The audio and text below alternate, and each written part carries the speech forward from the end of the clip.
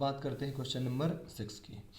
इसमें क्या लिखा है, अगेन बोला गया है आपको बैलेंस शीट कंप्लीट करना है। ठीक है, क्या क्या गिवन है, ग्रॉस प्रॉफिट गिवन है 54,000 का।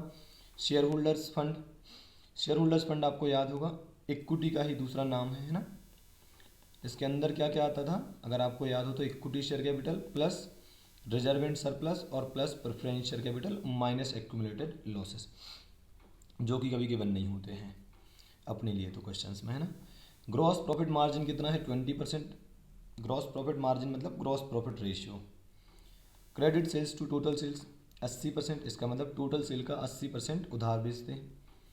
असेट टर्नओवर रेशियो क्या होता है भाई, असेट टर्नओवर रेशियो बताएगा कोई, ये होता है आपका सेल्स अपॉन टोटल असेट। ठीक है, इसके बाद इन्वेंट्री टर्नओवर मतलब क्या होता है, स्टॉक टर्नओवर रेशियो भी बोल सकते हैं आप इसे, और ये होता है COGS अपॉन एवरेज स्टॉक। ठीक है, average collection period 20 days given है, तो जब भी एवरेज कलेक्शन पीरियड गिवन हो तो यही क्या होता है, डेटर कलेक्शन पीरियड। और जब भी डेटर कलेक्शन पीरियड हो समझ जाना कि डेटर यहीं से निकल लें। कैसे निकलेंगे, डेटर कलेक्शन पीरियड गिवन है तो डेटर कलेक्शन पीरियड क्या होता है, 360 डिवाइड बाई DTR। ठीक है, अब डेटा कलेक्शन पीरियड जैसे यहाँ पर 20 गिवन है तो इससे क्या हो जाएगा आपका 20 equals to 360 divide by DTR, तो DTR निकल जाएगा। DTR मतलब डेटा टर्नओवर रेशियो, और जैसे ही DTR निकलेगा तो डेटा टर्नओवर रेशियो बराबर क्या होता है, credit sale upon average debtor. तो हम क्या करेंगे, आराम से अपने डेटर निकाल सकते हैं। तो जब भी डेटा कलेक्शन पीरियड दिया हो समझ जाना कि डेटर इसी से निकल लें। करंट रेशियो कितना है, 1.8। Long term debt to equity कितना है, 40%। क्वेश्चन बहुत आसान है, मैं बता जरूर रहा हूँ, पर मेरी तो आपसे यही रिक्वेस्ट की वीडियो पॉज करो और खुद से करो, जब अटक जाओ तब चेक करना इसका आंसर, क्योंकि ऐसा क्वेश्चन में कुछ भी नहीं है कि जो प्रॉब्लम क्रिएट करे। मैं समझा दूंगा, आपको समझ में आ जाएगा, पर उसका मतलब कुछ खास नहीं है जब तक कि आप खुद से करके ना देखें। तो चलो बताते हैं, सॉल्यूशन की बात करते हैं। सॉल्यूशन क्या है, अच्छा सर क्वेश्चन को शुरू कैसे करें ये भी बात है। तो शुरू करने का एक सही तरीका क्या है, जो जो रेशियोज गिवन है उन्हीं को आप सॉल्व करते जाओ उसी सीक्वेंस में जिस सीक्वेंस में रेशियोज गिवन है। क्योंकि अगर कोई भी रेशियो हम पुट करेंगे तो उसमें कुछ इन्फॉर्मेशन होगी और कुछ नहीं होगी। जैसे for example gross profit ratio क्या होता है, GP बाय सेल्स। ठीक है, अब मान लो आपको ये गिवन है तो हो सकता है ये भी गिवन हो तो ये निकल जाए, या ये गिवन हो तो ये निकल जाए। तो कुल मिलाकर क्या होगा, जो जो रेशियो गिवन है आप उनको पुट करते जाइए, उससे आपका कुछ ना कुछ आइटम है जो कैलकुलेट होके सामने आता जाएगा। तो अपने इसमें कौन कौन से रेशियो गिवन है भाई देख लेते हैं एक बार, इसको हटाते हैं और देखते हैं। एक तो ग्रॉस प्रॉफिट मार्जिन गिवन है, तो ग्रॉस प्रॉफिट मार्जिन मतलब क्या होता है, देखो भाई ग्रॉस प्रॉफिट रेशियो मतलब GP बाय सेल्स, तो 20% equals to GP 54,000 divide by sales. GP given है देखो आप 54,000 है ना, तो आपकी सेल्स कितनी आ जाएगी, 2,70,000। इसको हम बॉक्स में बंद कर देंगे, सेल्स आ गई। इसका 80% क्या था, क्रेडिट सेल, तो ठीक है टोटल सेल का क्रेडिट सेल कितना था, 80%। Credit sale divide by total sale equals to 80%। इसको सॉल्व करोगे तो क्रेडिट सेल कितनी आ जाएगी, 2,16,000। ठीक है, अब अगला रेशियो कौन सा गिवन है आपका, असेट टर्नओवर रेशियो गिवन है, चलो इसे ही रख लेते हैं। असेट टर्नओवर रेशियो क्या होता है, सेल्स अपॉन टोटल असेट। हाँ, ये दिया है 0.3, सेल्स हमने अभी निकाली 2,70,000। ध्यान रखें गलती से क्रेडिट सेल मत रख देना, यहाँ पर टोटल सेल होती है ना असेट टर्नओवर रेशियो में, मतलब हर जगह जहाँ पर सेल्स आती है तो टोटल ही आती है ना। तो टोटल सेल 2,70,000, टर्नओवर हमें नहीं पता है, सॉरी टोटल असेट हमें नहीं पता है ना। तो असेट टर्नओवर रेशियो 0.3, सेल्स या फिर टर्नओवर कहो 2,70,000, तो टोटल असेट आपका निकल जाएगा कितना, 9 लाख। ठीक है, तो इसको भी हमने बॉक्स में बंद कर दिया है। ठीक है, यहाँ तक पहुँच गए। और आगे क्या गिवन है, अगला रेशियो कौन सा गिवन है, इन्वेंट्री टर्नओवर रेशियो। तो मेरे हिसाब से आप समझ गए होंगे, जो जो रेशियो दिए हैं उनको सिक्वेंस में उठाते जाओ। ठीक है, क्वेश्चन ऑटोमेटिकली सॉल्व होता जाएगा। इन्वेंट्री टर्नओवर क्या होता है, COGS अपॉन एवरेज स्टॉक। चलो आ जाते हैं, COGS अपॉन एवरेज स्टॉक, तो स्टॉक टर्नओवर रेशियो 4 हो गया, COGS आराम से निकल जाएगा। सेल्स आपकी थी शायद 2,70,000, उसमें से आप GP घटा देना, शायद वो 54,000 है, तो आपका COGS आ जाएगा, है ना। तो सेल्स माइनस GP दोनों अवेलेबल है, आपका COGS आ जाएगा 2,16,000। नीचे एवरेज स्टॉक निकालना है, वो निकल कर सामने आ जाएगा कितना, 54,000। आसान है। अगला रेशियो कौन सा गिवन है, एवरेज कलेक्शन पीरियड। चलो तो एवरेज कलेक्शन पीरियड से पहले DTR निकालते हैं, पर DTR से डेटर निकालेंगे। तो एवरेज कलेक्शन पीरियड मतलब होता है 360 डिवाइड बाई DTR। ये दिया है 20 डेज, 360 डिवाइड बाई DTR करेंगे तो DTR कितना आ जाएगा 18 टाइम्स। ठीक है, हो सकता है आपको फास्ट लगे तो एक बार और सुन लेना आराम से। DTR का क्या करेंगे, DTR मतलब data turnover ratio, credit sale upon average debtor. ठीक है, क्रेडिट सेल हमें पता है, हमने निकाली थी टोटल सेल का 80% क्रेडिट सेल। एवरेज डेटर हमें निकाल ले हैं और जो DTR आया था वो 18 टाइम्स आया था, यहाँ से हमने लिया था, है ना। ठीक है, तो इस हिसाब से इसको कैलकुलेट करेंगे तो एवरेज डेटर आ जाएंगे 12,000। क्या कोई और रेशियो बचा है? हाँ सर बचा है, करंट रेशियो। इसको भी लिख कर देख लेते हैं और उसके बाद एक और बचा है वो भी करते हैं। करंट रेशियो बराबर क्या होता है, current asset divide by current liability, और ये कितना है 1.8। करंट असेट नहीं पता पर करंट लाइबिलिटी पता है 60,000। करंट लाइबिलिटीज़ कहाँ से आई भाई, चेक करते हैं। अपन ने कहीं करंट लाइबिलिटीज़ निकाली थी क्या? नहीं सर, अपन ने तो कहीं पर भी नहीं निकाली इसमें, और कहीं, हाँ अपन ने नहीं निकाली। चलो तो देख लेते हैं कहाँ गया, हाँ ये रहा, current asset divide by current liability equals to 1.8। अब करंट लाइबिलिटी कहाँ से आएगा, तो बैलेंस शीट एक काम करते हैं बना लेते हैं। मैंने आपको कई बार कहा है जब भी आप अटक जाओ बीच में तो क्या करना, बैलेंस शीट बना लेना। तो बैलेंस शीट बनाने जाते हैं और जो जो कैलकुलेट कर लिया उसे पुट कर देते हैं। तो आ जाओ बैलेंस शीट में, ये रही। आप बताना हम क्या क्या निकाल चुके हैं। शेयर होल्डर फंड गिवन है 6 लाख का, देख लो आप। ठीक है, दूसरा लॉन्ग टर्म डेट कितना है, ये गिवन है क्या लॉन्ग टर्म डेट, नहीं गिवन, पर क्या गिवन है long term debt to equity. चलो हो गया पूरा काम, देख लो आप। तो करंट रेशियो हमसे सॉल्व करते नहीं बन रहा था तो हम रुक गए। ठीक है, अच्छा एग्जाम में क्या करना है, यही करना है। जैसे मान लो आपको लगता है कि यार ये रेशियो में तो कुछ मिल ही नहीं रहा है तो उसको छोड़ दो, आगे बढ़ जाओ। हो सकता है अगले रेशियो से कुछ ऐसी इन्फॉर्मेशन मिल जाए जो पिछले वाले रेशियो में काम में आ जाए। तो अभी मैं इसको छोड़ रहा हूँ, इस पर कोई टिक नहीं है, आप देख लो आप, है ना। इस वाले पर करंट रेशियो को मैंने छोड़ दिया एज इट इज़ और मैं चला गया कहाँ पर, long term debt to equity ratio जो कि 40% है। लॉन्ग टर्म डेट मुझे निकालना है, इक्विटी 6 लाख है और ये है 40%, तो लॉन्ग टर्म डेट हमारा निकल जाएगा 2,40,000। ठीक बात है, तो ये लॉन्ग टर्म डेट भी हम कहाँ रख सकते हैं, बैलेंस शीट में। ये आ गया हमारा long term date balance sheet में, और इक्विटी कितना है 6 लाख। जो जो टिक लगाते जा रहे हो मतलब वो हो गया है। फिर एक और चीज़ आपको याद दिलाता हूँ, अपन ने असेट टर्नओवर रेशियो निकाला था। असेट टर्नओवर रेशियो से हमने टोटल असेट निकाली थी, कितनी निकाली थी, ये 9 लाख। तो बैलेंस शीट के असेट साइड का टोटल तो मिल गया था एक तरीके से, है ना। तो बैलेंस शीट का असेट साइड का टोटल कितना हो जाएगा, 9 लाख। ये तो पहले ही कन्फर्म हो गया था। अगर ये 9 लाख है तो ये भी 9 लाख होगा, क्या बोलते हो। और अगर ये 9 लाख है तो obviously current liability balancing figure में आ जाएगा 60,000 का। जैसी करंट लाइबिलिटी आएगा बैलेंसिंग फिगर में हम क्या करेंगे, हम आ जाएंगे करंट रेशियो पर। ये रहा करंट रेशियो, तो 60,000 का करंट लाइबिलिटी पुट कर देंगे। तो करंट असेट डिवाइड बाई 60,000 की करंट लाइबिलिटी इक्वल्स टू 1.8। तो करंट असेट कितना आ जाएगा, 1,08,000। अगेन बैलेंस शीट पर चलते हैं, 1,08,000 का करंट असेट हो गया तो ऑटोमेटिकली बैलेंसिंग फिगर क्या हो जाएगा, फिक्स असेट। तो बहुत आसान है, पर मैं गारंटी देता हूँ कि आप ऐसा सुनकर कभी सीख ही नहीं सकते। ये तो केवल इसलिए है कि आपको एक हेल्प मिल जाए, अगर नहीं बन रहा तो कैसे करेंगे, वो उसकी हेल्प है। आप तो खुद से करके देखो, जब बिल्कुल ना बनने लगे तब आप मेरी हेल्प लेना। क्योंकि मेरा ऐसा मानना है कि रेशियो एनालिसिस एक एफएम का सबसे टेक्निकल टॉपिक है। इसके अलावा जितने भी हम टॉपिक पढ़ेंगे वो बहुत आसान होंगे, कोई दिक्कत नहीं होगी। यही एक ऐसा टॉपिक है जिसमें फॉर्मेटिंग फिक्स नहीं है, बस हर बार आपको अपना दिमाग लगाना है और करना है।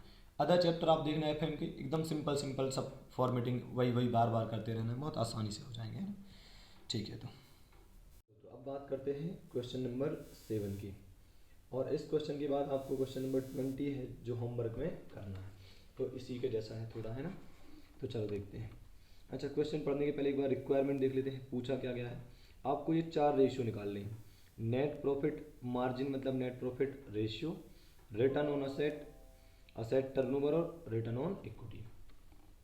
तो सबसे पहले तो यार देखो, आपको रेशियोज पता होने चाहिए, नहीं तो क्वेश्चन पढ़ने का कोई मतलब नहीं है। तो एक काम करते हैं, पहले ये चारों रेशियो लिख लेते हैं अपन। नेट प्रॉफिट मार्जिन, ये है अपना क्वेश्चन नंबर 7। इसमें नेट प्रॉफिट रेशियो क्या होता है भाई, नेट प्रॉफिट रेशियो होता है net profit divide by sales into 100 कर दो तो परसेंट में आ जाएगा, है ना।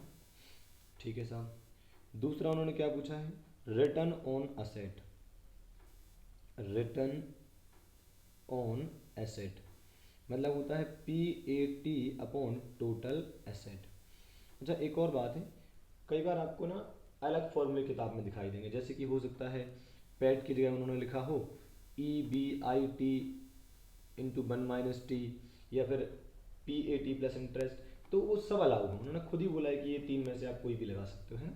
तो आप अपन यही वाला लगाएंगे हर बार जो अपन ने लिखा है, और साथ में नोट भी डाल देंगे कि हमने ROA कैलकुलेट करते time profit after tax as a return consider किया है, ठीक है। तो ये ROA हो जाएगा पैट अपॉन टोटल असेट। तीसरा क्या है, असेट टर्नओवर। असेट टर्नओवर क्या होता है भाई, असेट टर्नओवर रेशियो, ये होता है सेल्स मतलब टर्नओवर अपॉन टोटल एसेट, ठीक है।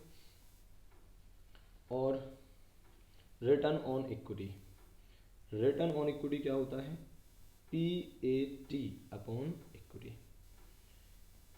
और सर ये भी परसेंटेज में होता है, सारे रिटर्न ही हमेशा परसेंटेज में होते हैं, टर्नओवर रेशियो सारे टाइम्स में होते हैं, return on asset again percentage में हो जाएगा, है।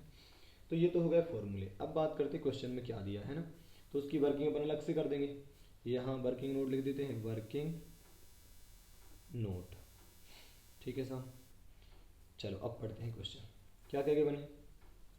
NNP limited has made plans for the next year 2010-11, ठीक है। It is estimated that the company will employ total asset of ₹8 lakh. 8 lakh की असेट इन्होंने लगाई है, तो असेट हमको मिल गई भाई, हमें ज़रूरत पड़ेगी ना असेट टर्नओवर रेशियो निकालने में, ठीक है sir. 50% of the asset being financed by the borrowed capital eight an interest rate of 8% per year. इसको सिंपल बना देता हूँ, 8 लाख की है वो है आपकी असेट, ठीक है। ये 8 लाख ये क्या है आपकी टोटल एसेट। ये 8 लाख की असेट कहाँ से आई है, 4 लाख की जो असेट है वो डेट से आई है, ठीक है। और किस रेट से है डेट, 8% से है। इसका इम्प्लाइड मीनिंग ये हो गया कि जो 4 लाख की कैपिटल वो इक्विटी से आई होगी, ठीक है। ओके, तो हमें क्या क्या मिल गया, टोटल असेट मिल गया, डेट मिल गया और इक्विटी मिल गया। The direct cost for the year are estimated at ₹4,80,000। 4,80,000 आपका क्या है डायरेक्ट कॉस्ट, ठीक है। All other operating expenses are estimated ₹80,000। तो डायरेक्ट कॉस्ट के अलावा ऑल अदर ऑपरेटिंग एक्सपेंस कितने हैं, 80,000। The sales revenue are estimated at ₹7,20,000। तो 7,20,000 आपका सेल्स है। इनकम टैक्स रेट कितना है, 50%, ठीक है। तो एक काम कर देते हैं, जो रेशियोज हमसे पूछे गए हैं उनमें एक तो हमें प्रॉफिट चाहिए। अच्छा ये नेट प्रॉफिट रेशियो में भी जो हम नेट प्रॉफिट लिखते हैं वो प्रॉफिट आफ्टर टैक्स ही होता है, ठीक है। तो अगर प्रॉफिट आफ्टर टैक्स मिल जाए तो बड़ा काम हो जाए। तो एक वर्किंग नोट बनाते हैं जिसमें हम प्रॉफिट आफ्टर टैक्स निकालेंगे। वैसे होता क्या है, ये सेल्स माइनस, सबसे पहले डायरेक्ट कॉस्ट घटा दो। अरे सिंपल शब्दों में प्रॉफिट मतलब सेल्स माइनस सारे खर्चे, ठीक बात है। नेट प्रॉफिट मतलब सेल्स माइनस सारे खर्चे, और सिंस हमें आफ्टर टैक्स चाहिए तो टैक्स भी घटा देंगे, ठीक है। तो sales minus direct cost minus all other operating खर्चे भी दिए थे तो ऑपरेटिंग कॉस्ट भी घटा देते हैं। और सबसे बड़ी बात जो बच्चे घटाना भूल जाते हैं वो है नॉन ऑपरेटिंग कॉस्ट, ठीक है। वो क्या है, इंटरेस्ट है अपने केस में, है ना। सेल्स उन्होंने दी थी 7,20,000, डायरेक्ट कॉस्ट दी थी उन्होंने 4,80,000, और ऑपरेटिंग कॉस्ट कितनी दी थी, ऑपरेटिंग एक्सपेंस 80,000 दी है, ठीक है। तो ये हो गए 80,000, तो 7,20,000 में से 480 जाएगा, 80,000 जाएगा। और नॉन ऑपरेटिंग एक्सपेंस मतलब 4 लाख का 8%, इंटरेस्ट भी तो खर्चा है वो भी तो घटाएंगे। तो 4 लाख का 8% कितना आएगा भाई, 32,000। 4 लाख का 8% 32,000, ठीक है। तो ये 32,000 भी मैं डिडक्ट कर देता हूँ। ऐसा करने के बाद नेट प्रॉफिट कितना आएगा चेक कर लेते हैं। 7,20,000 माइनस 4,80,000 माइनस 80,000 माइनस 32,000, तो यार है 1,28,000, ठीक है। पर ये जो है ये तो प्रॉफिट बिफोर टैक्स है या नेट प्रॉफिट बिफोर टैक्स है, ठीक है। इसमें से हमें क्या माइनस करना पड़ेगा, टैक्स। और टैक्स का रेट क्या है, 50%, चेक कर लो 50% ही है, हाँ। तो यहाँ आ जाएगा 64,000 and therefore profit after tax कितना आ जाएगा, 64,000, ठीक है। तो ये हो गया आपका प्रॉफिट आफ्टर टैक्स। अब चलते हैं रेशियोज की तरफ। तो देखो first ratio net profit ratio, कितना हो जाएगा 64,000, तो यहाँ लिख रहा हूँ 64,000, और सेल्स कितना है अपना 7,20,000 इंटू 100 करेंगे तो कितना आएगा 64,000 डिवाइड बाय 7,20,000, अरे यार एक सेकंड, 64,000 डिवाइड बाय 7,20,000 इंटू 100, 8.88% आ रहा है, ये 8.88%, ठीक है। रिटर्न ऑन एसेट कितना आ जाएगा, तो प्रॉफिट आफ्टर टैक्स तो वही है जो निकाला था 64,000 डिवाइड बाय टोटल एसेट कितना है अभी, टोटल एसेट 8 लाख है ना, हमने लिखा था अभी 8 लाख की टोटल एसेट, ये तो क्वेश्चन में ही बने, इनटू 100, तो ये आना चाहिए 8% I think, 64,000 divide by 8 lakh into 100, ठीक है 8% ही आ रहा है।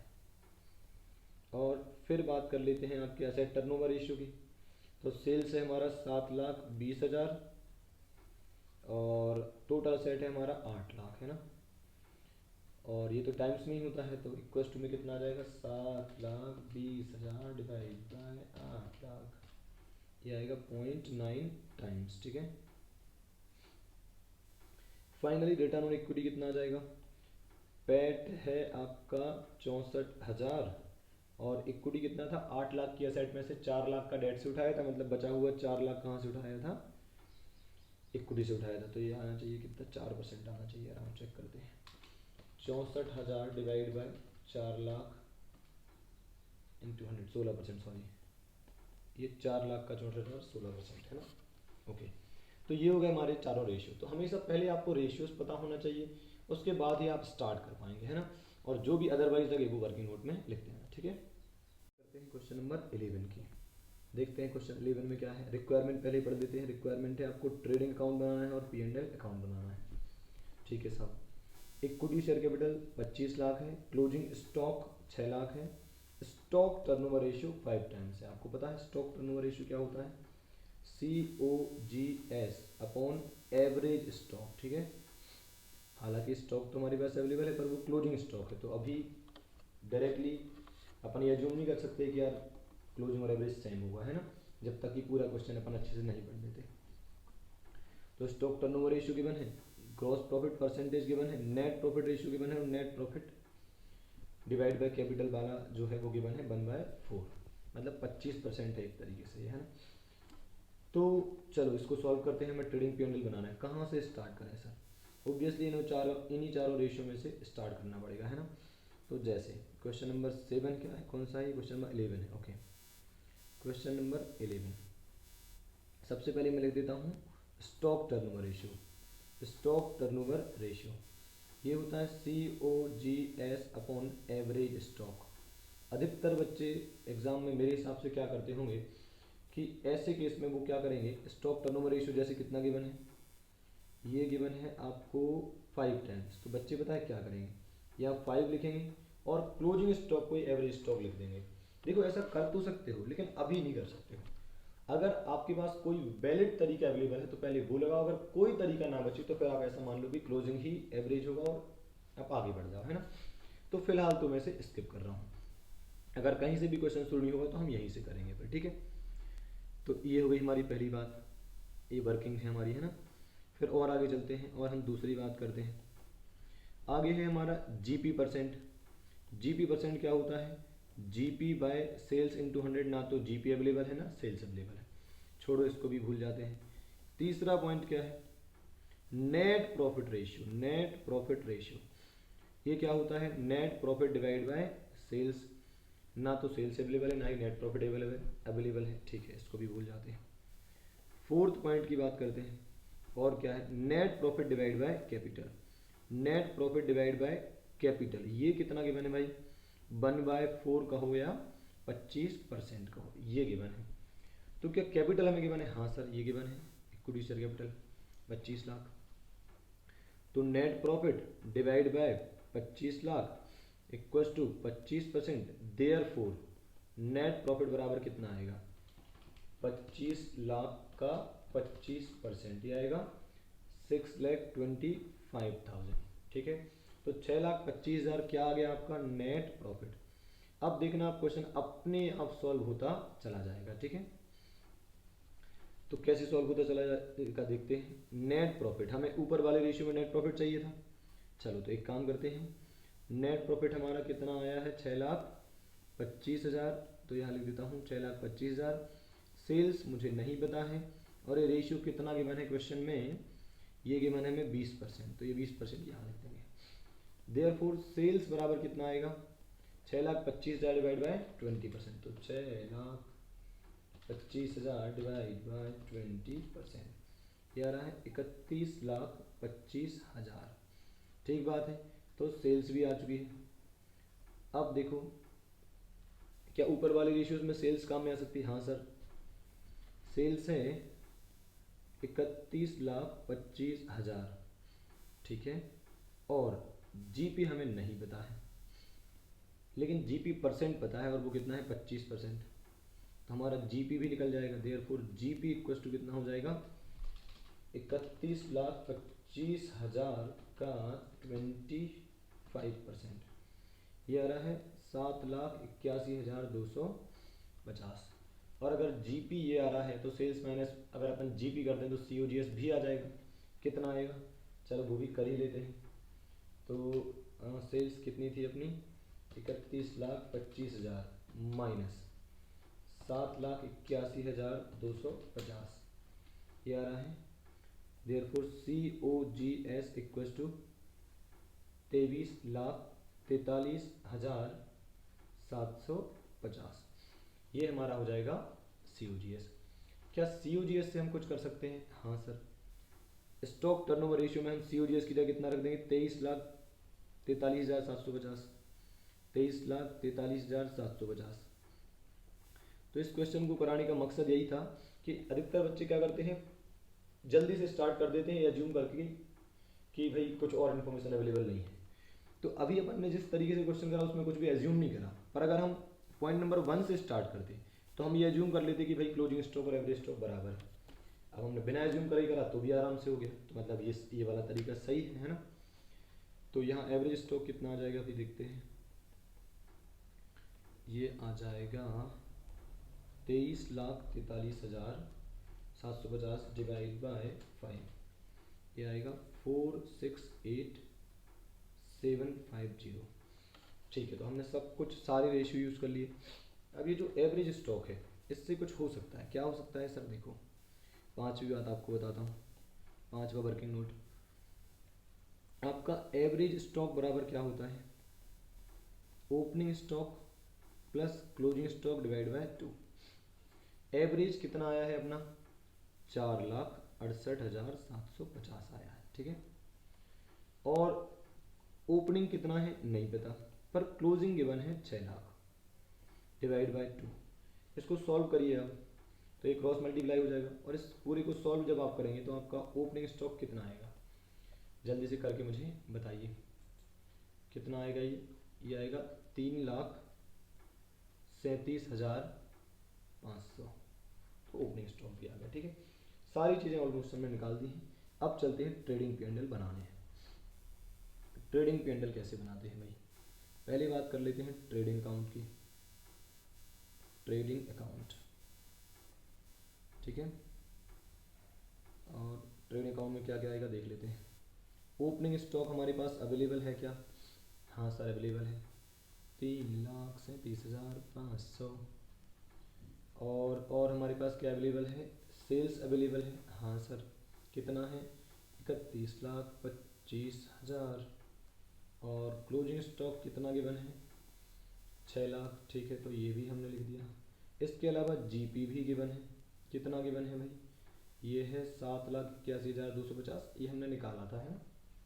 तो ऑटोमेटिकली जो बच गया उसको मेजर हेड क्या होगा, वो परचेज ही होगा। इस पर लिख देते हैं बैलेंसिंग फिगर। आप कैलकुलेट करके देखिए ये कितना आएगा, कैसे चलाइए थोड़ा, ये आएगा 26,06,250।